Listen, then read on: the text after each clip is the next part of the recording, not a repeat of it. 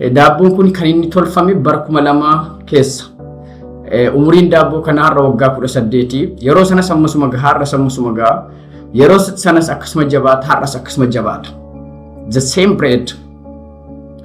Yeroo sana qursii kiyya yookiin ciree kiyyaa kaawwadhee guyyaa tokko yoo nama ta'ee mana dookimentii kiyya kukkutee garuu nan kaawwadhe kana dookimentii koo aaree gaafa natti murtiin darbadamu kukkuteera garuu daabbittii kana nan kaawwadhe. Sababni isaa I don't know yeroo sana naagaleen beeku daa'ima garuu yeroo natti faradamu dookimentii kiyya kiteera kanammoo garuu manadhaa keessa hatee guyyaa tokko namatu bakkeetti naa baase daabboo lama ture kan hin baase waggaa lama booda garuu daabboon tokko akka bade natti mani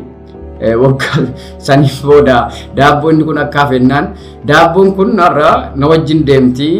ardiiwwan hedduu deemtetti biyya hedduuwwan deemtetti akka dookimentii kootti ilaala malee like akka nama certificate koo caalaattan ilaala kanaaf certificate koo iddoo barbaade kaa'een deema garuu ishee kana iddoo kaa'een deema jechuun daabboo kana keessa kakuu jira toon taane memory jabaadhe akkan hojjedhuuf sababa naa ta'eera maaliif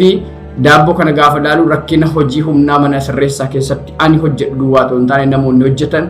yeroon baradhu namoonni saantiba 2 saantiba 20 walitti buusanii na barsiisan na gargaara yaadannoo isaaniiti because namoonni sun hedduun isaanii jiranii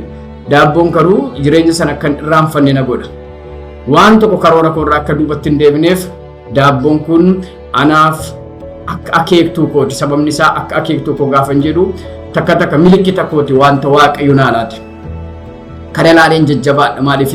waaqayyo jireenya sana keessaa kan na fide boruufis dabarsee akka hojjedhu kanaaf baseline jireenya koo naa taatetti jechuudha daabboon kuni kanaaf umuriin daabboo kanaa har'a waggaa 18 fixeera kanaaf gumaacha hedduu jireenya koo irratti influence gooteetti because yeroo rakkoon fayyaa na mudatu yeroo haalli addaa na mudatu akka darbuu danda'uuf sababa naa taate sababni isaa kaleessa yeroo sana challengein sun ture firdiin sun ture hojii humnaa jechuun ture reebichi ture hidhaan ture sibiila baachuun ture wanta hedduu dabarseera waan ta'eef akka bu'aatti na fayyaddeetti jedheen dubbachuu barbaada.